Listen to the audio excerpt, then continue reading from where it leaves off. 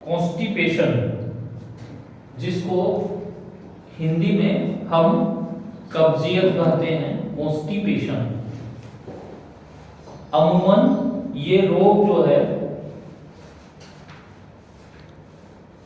बहुत सारे लोगों में बहुत सारी बीमारियों के साथ ये होता है, या कभी कभी एक्चुअली में ये इंडिविजुअल भी होता है कॉन्स्टिपेशन।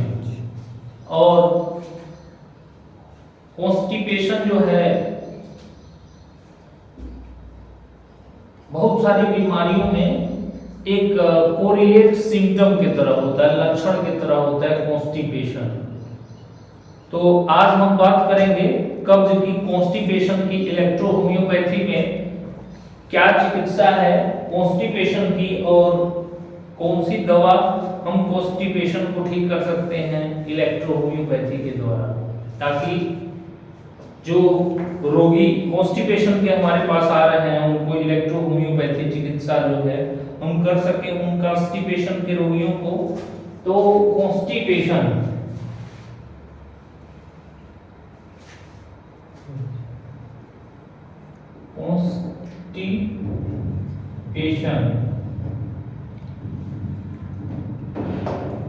कॉन्स्टिपेशन कब्ज, जिसको हम कब्ज बोलते हैं, कब्ज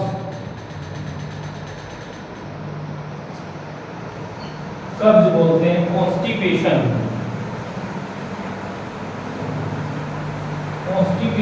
जिसको हम कब्ज बोलते हैं, ये रोग जो है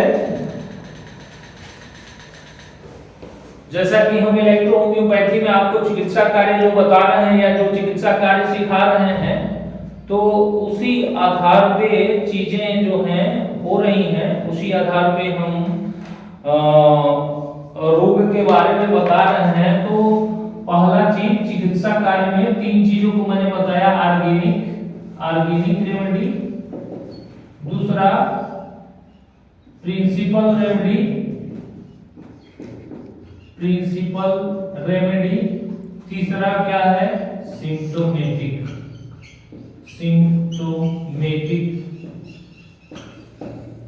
रेमेडी।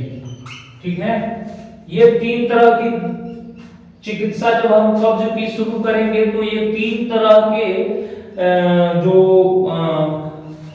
हमें प्रोटोकॉल या इसको हम कह सकते हैं कि ये 3 तरह की चीजें हमें ध्यान में रखनी होती है किसी भी रोग के चिकित्सा में। तो पहला आते हैं कि कब्ज एक्चुअली में इसके लक्षण क्या होते हैं, मरीज जब आता है हमारे पास तो क्या कहता है और क्या बताता है।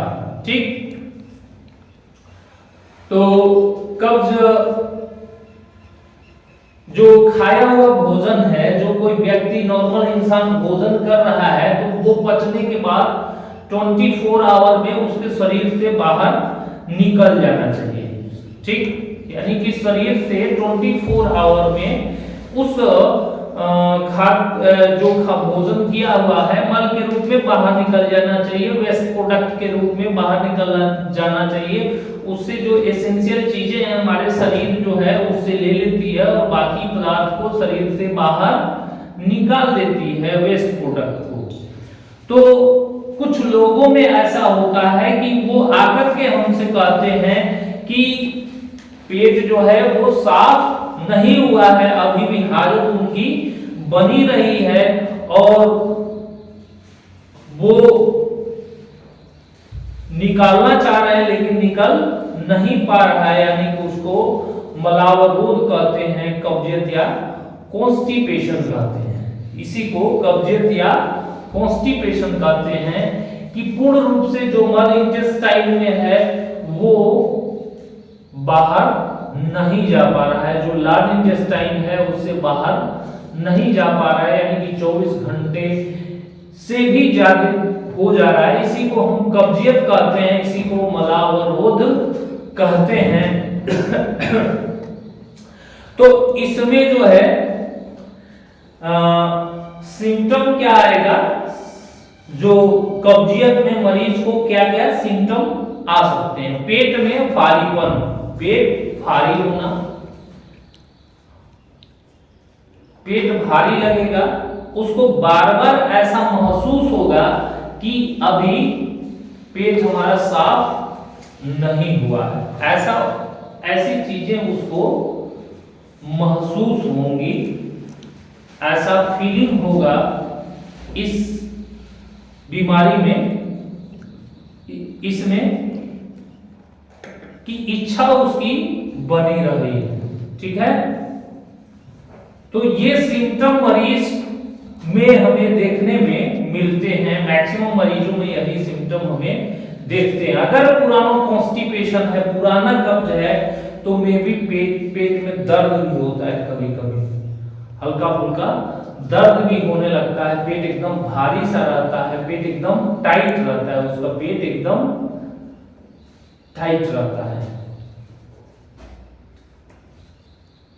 भरा भरा सा लगता है। अब ये सिम्टम्स जो है ये मरीज लेकर के आता है कॉन्स्टिपेशन में। ये अकेला भी हो सकता है, यानी कि सिंगल रोग भी हो सकता है, या विभिन्न रोगों के साथ भी हो सकता है। ठीक, जैसे कि पेट के तमाम सारे रोग, गैस के साथ कॉन्स्टिपेशन, एसिडिटी के साथ constipation, with the liver disease, liver की बीमारियों के साथ कॉन्स्टिपेशन, कई बार ये अर्थराइटिस के साथ भी होता है, सियाटिका के साथ भी होता है, शुगर में भी होता है, बहुत सारे रोगों में एक सिम्टम सा क्रिएट होता है कॉन्स्टिपेशन, कब्ज। तो बहुत बार ये इंडिविजुअल भी होता है, लेकिन कई बार ये जो है अकेले भी होता है, ये कॉन्स्टिपेशन जो कब्ज है। ठीक, तो इसके जो लक्षण हैं वो उस विशेष प्रकार के रोगों के साथ भी होने पे उसी तरह के लक्षण हैं जैसा कि हम देख रहे हैं। और नेचुरल साइंस में पेट का ठीक होना बड़ा जरूरी है, सबसे जरूरी है कि पेट ठीक रहे। तो इसलिए ये कब्जियत जो है किसी भी रोग में होता है, तो हम जब इंट्रोगेशन करते हैं पेशेंट का, किसी भी रोग में, किसी भी रोगी का जब हम इंट्रोगेशन करते हैं, तो जरूर उससे हमें सवाल जरूर करना चाहिए कि आपको कब्ज है कि नहीं है, पेट साफ होता है कि नहीं होता है। अरे समझ में, ये जरूर हमें रोगियों से पूछना चाहिए। अब ये आगे सिम्टम आपको समझ में आ गया कि सिम्टम क्या मरीज लेकर के आएगा हमारे पास। ठीक, अब आते हैं कि इसके कारण पे, आखिर कारण क्या है इसके रोग होने के, किस कारण से ये रोग होता है। इसके इंटरनल और एक्सटर्नल दोनों कारण होते हैं इसके होने के, इंटरनल और एक्सटर्नल दोनों कारण होते हैं।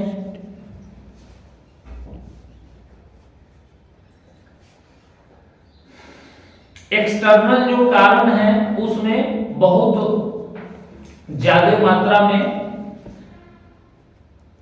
तेल वाले सामान खाने, तेलीय चीज या मैदा वाली, जो हाथों पे चिपकने वाली हो, मैदा वाली हो, या अनियमित भोजन हो रहा है, एक नियम नहीं है भोजन का, यानी कि मिला तो तब कर लिए, कभी मिला तो कभी कर लिए, अनियमित है, अनियमितता है, उस भोजन करने में क्या है, अनियमितता है।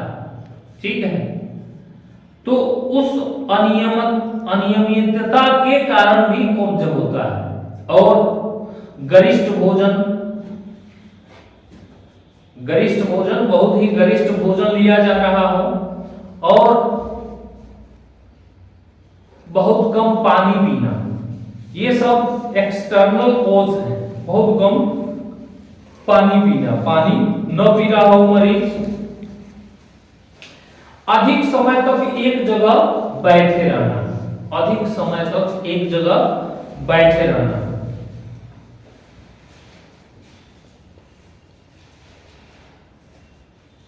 कठिन रोगों द्वारा, कठिन रोग, बहुत पुराना कोई रोग हो गया हो,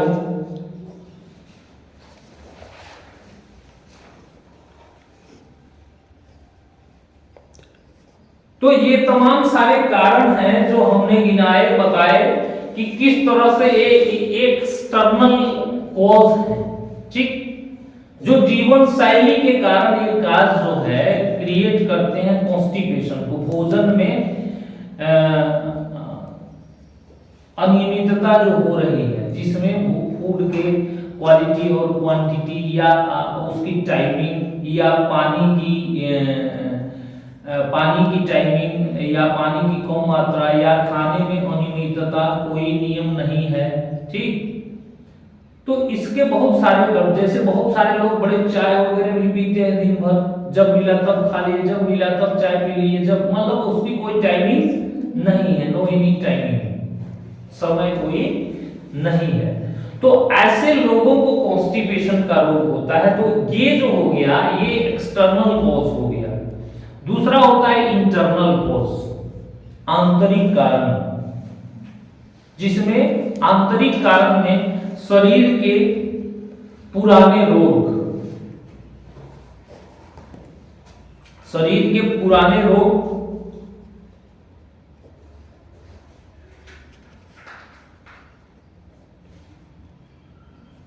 या जो पेरिस्टाल्सिस मूवमेंट है उसका कम होना, पेरिस्टाल्सिस मूवमेंट का कम होना, किसी मानसिक गड़बड़ी के कारण, मान लीजिए कि डिप्रेशन हो गया हो, क्रोध हो, चिड़चिड़ा हो, जिससे क्या हो जाए, कार्य तंत्रिका तंत्र के कार्य ठीक ना हो, जिससे कि क्या होता है, जो पेरिस्टाल्सिस मूवमेंट है वो घट जाती है। बीपी का कम होना, ब्लड प्रेशर, मरीज के बीपी का कम होना, ब्लड प्रेशर का लो होना, ये भी एक कारण है कि हमेशा पेशेंट का बीपी क्या है, लो।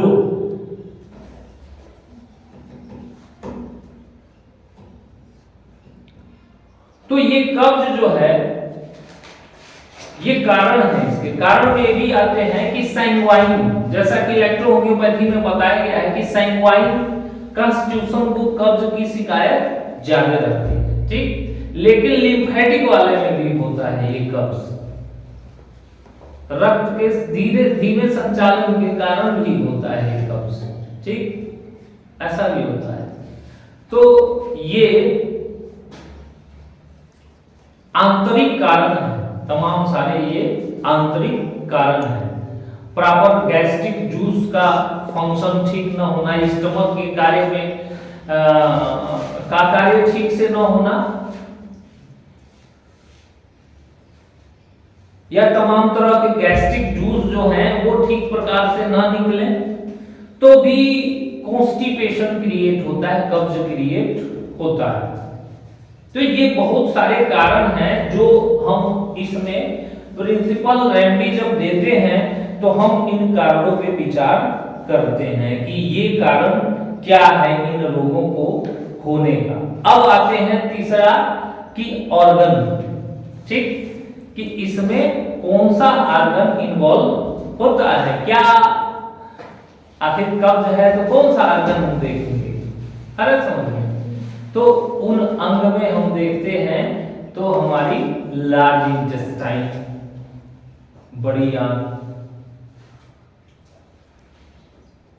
लीवर, स्टमक, नर्वस सिस्टम, लेकिन मुख्य रूप से क्या है, लार्ज इंटेस्टाइन है, आंत है, छोटी आंत और बड़ी आंत, स्टमक, लीवर, ये मुख्य रूप से डाइजेस्टिव सिस्टम के अंग जो है इन्वॉल्व हैं इसमें।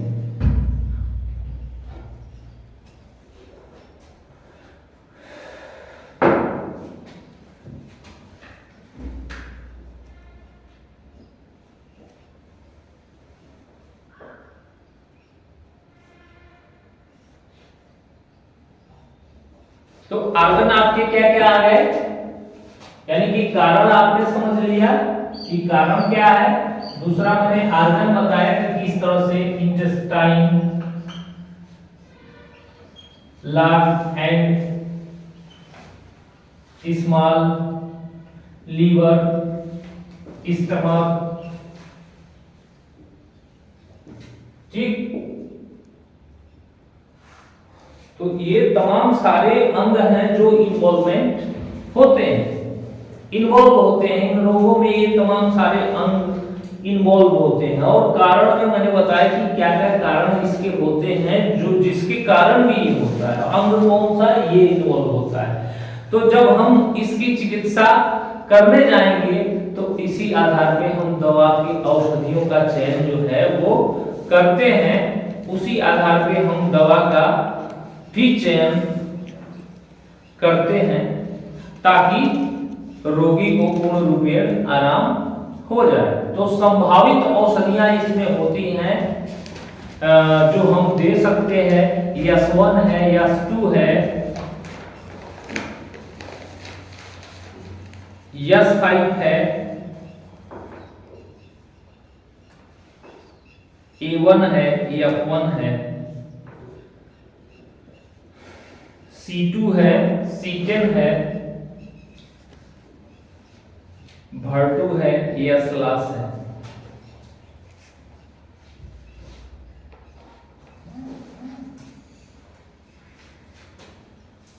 तो इसमें जब हम चिकित्सा कार्य करेंगे तो हम इसमें आपका जो औषधि चयन है किसी भी रोगी में, तो पहली चीज प्रिंसिपल रेमेडी यस1 और यस2, ठीक है, ठीक। उसके बाद इंटेस्टाइन की रेमेडी C10, भर2, यस, ठीक।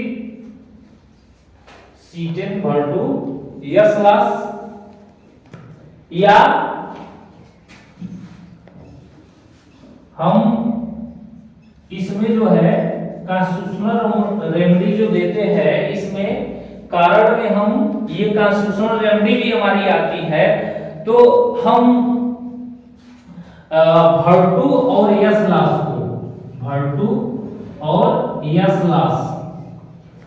रात में सोते समय सूखी गोली भी इसको देते हैं, ठीक है। और इसमें C10 जो है, C10 F1 और A1 या A3, यानी कि लगता है कि रोगी को ब्लड प्रेशर कम है, बीपी कम है, तो हम A1 को देते हैं साथ में मिला करके। अगर लगता है कि उसकी जो है पेरिस्टाल्सिस मूवमेंट कम है तो हम F1 और यस10, ठीक है, हम उसको देने का काम करते हैं। पेरिस्टाल्सिस मूवमेंट कम होने के कारण हमने तो बहुत सारे रोगी जो कम से कम बहुत अच्छे डॉक्टरों से दिखाने के बाद भी नहीं ठीक होते हैं, जो छोटे बच्चों को मैंने बहुत ठीक किया है, इसको इसी आधार पे मैंने ठीक किया है कि जब आप कारण को देंगे तो जरूर रोगी ठीक होता है। अब इंसान जो है केवल फार्मूला खोजने लगता है, इसलिए सफल नहीं हो सकता है। कब्ज में मूलतः लोग क्या चिकित्सा करते हैं, परगेटिव देते हैं, परगेटिव, जिससे कि पानी वहां पे निकले और पेट साफ हो जाए। बहुत दवाएं आती हैं परगेटिव, लेकिन जब तक कारणों का इलाज नहीं होगा तब तक वो कॉन्स्टिपेशन परमानेंट ठीक नहीं होता है, यानी कि बार बार परगेटिव जो है वो खाना पड़ता है, ठीक। तो आपको कॉन्स्टिट्यूशनल रेमेडी, ठीक है, यस1 या यस2 हमें देना चाहिए रोगी को, और उसके बाद यस और भर2 हम लैक्जेटिव के रूप में यूज कर सकते हैं। इलेक्ट्रोपैथी में परगेटिव नहीं है, लैक्जेटिव है, जिसको रात में सोते समय C10 और भर2 और यस, इसको रात में सोते समय सूखी गोली दे सकते हैं, ठीक।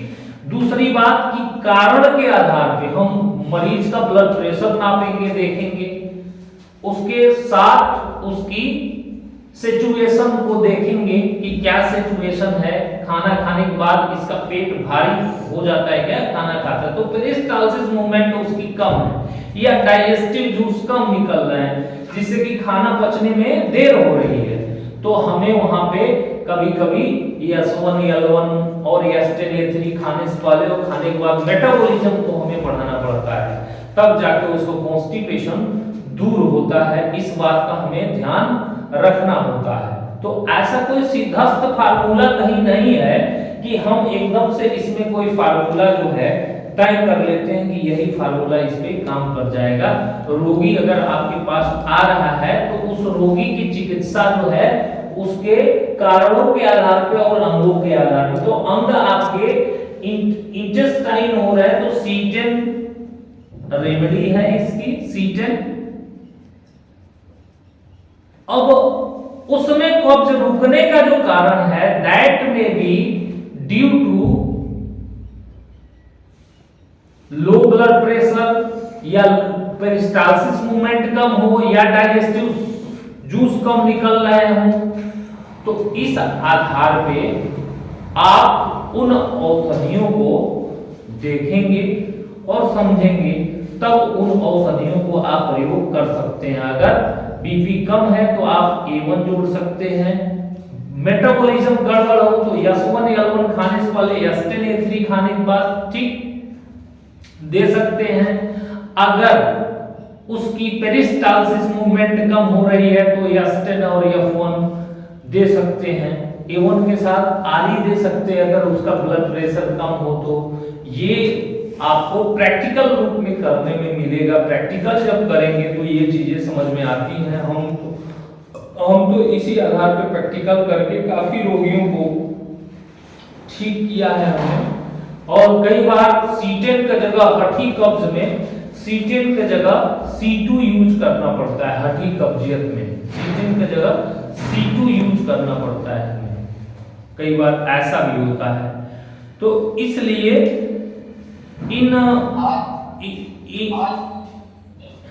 कभी-कभी हमें C10 का जगह C2 भी यूज करना पड़ता है। और S2 C10 मिला के हम कभी-कभी देते हैं कि S2 और C10, यानी कि कभी भी रोगी आए तो उसके कारण का जरूर पता लगाइए, कारण पता लगेगा तो जरूर उसका कब्ज खत्म हो जाएगा। मेरे पास लगभग बहुत क्रोनिक पेशेंट जो कहीं से नहीं ठीक होते थे, वो काफी सारे पेशेंटों को हमने ठीक किया है, इसी आधार पर ठीक किया गया। तो कोई ऐसा सटीक फार्मूला नहीं है कॉन्स्टिपेशन में मेरे हिसाब से कि उस फार्मूले को आप यूज करें। और अगर आप एक मिक्सचर बनाना भी चाहते हैं तो S2 C10 भरतो और S मिला के दे सकते हैं उसको। इंस्टेंट कब्ज बना हुआ है तो इसको इंस्टेंट कब्ज को बाहर कर देता है, इंस्टेंट एकदम। ऐसा मैंने प्रैक्टिकल करके देखा है कि केवल S2 C10 भरतो S, ठीक है, इसको मिलाकर जब देते हैं हम और उसको बार-बार, जैसे एक बच्चे का केस आया था मेरे पास, वो जो है 3 दिन से उसको नहीं हुआ था। उसने आया मेरे पास कि सर इसको कोई बच्चा का डॉक्टर बताइए जिसके वहां ले जाके हम दिखा लें इसको। हमने कहा चलो बच्चे के डॉक्टर से दिखा लेना, कोई बात नहीं, ये दवा मैं दे रहा हूँ, इसको थोड़ा खिलाओ। तो दवा मैंने दिया, S2 दिया था, ठीक है, S2 दिया था, C10 दिया था, भरतो और S+, ये 4 दवाई मैंने दी थी उसको। हमने कहा इसको, मैंने 3 दिन हो गया था उसको, मैंने कहा कि इसको लगातार जो है 15-15 मिनट पे अल्टरनेट पिलाते रहो, 10-10 मिनट पे अल्टरनेट पिलाओ। यहाँ से 10 किलोमीटर जाते जाते उस बच्चे को पैखाना जो 3 दिन से नहीं हुआ था उसको हो गया, ठीक है, यानी कि जो 3 दिन से नहीं हुआ था वो उसको हो गया। ऐसा हमें देखने में मिला। तो कहने का मतलब ये है कि अगर आप एक्यूट में इन तरीकों की परेशानियां आती हैं तो एक्यूट में इस फार्मूले को यूज कर सकते हैं। जैसे कि एकदम से कब्ज 3 दिन हो गए, 4 दिन हो गया, नहीं उतर रहा है उसको, तो आप इसको डायरेक्टली दे करके यूज कर सकते हैं। लेकिन क्रोनिक कॉन्स्टिपेशन है तो आप कारण का जरूर पता लगाएं, उस हिसाब से आप चिकित्सा कार्य कर सकते हैं आसानी से। और इसको फाइबर फूड, जो क्रोनिक कॉन्स्टिपेशन के रोगी हैं इनको जरूर फाइबर फूड दें, फाइबरस फूड देने की हमें कोशिश करनी चाहिए, फाइबरस फूड देनी चाहिए ताकि उसके कब्ज को ठीक किया जा सके परमानेंट के लिए। चूंकि हमारे भोजन में फाइबर की मात्रा 10-20-30%, 10% होनी चाहिए, लोग नहीं लेते फाइबर की मात्रा, जिसके कारण से ऐसी चीजें होती हैं। तो मोटे अनाज और फाइबरस फूड भी हमें देना चाहिए, ठीक है। तो आप इस तरीके से इस कब्ज की चिकित्सा कर सकते हैं, ठीक है। और इसमें जो है आप हमारी कॉन्स्टिवेल यूज कर सकते हैं, हमारी सिरप और ड्रॉप दोनों में आती है कॉन्स्टिवेल, ठीक। डाइजोवेल यूज कर सकते हैं, डाइजेशन की वजह से गड़बड़ी है तो डाइजोवेल और कॉन्स्टिवेल आप इसमें हमारा यूज कर सकते हैं इलेक्ट्रोहोम्योपैथी ट्रीटमेंट के साथ, ठीक है। Thank you.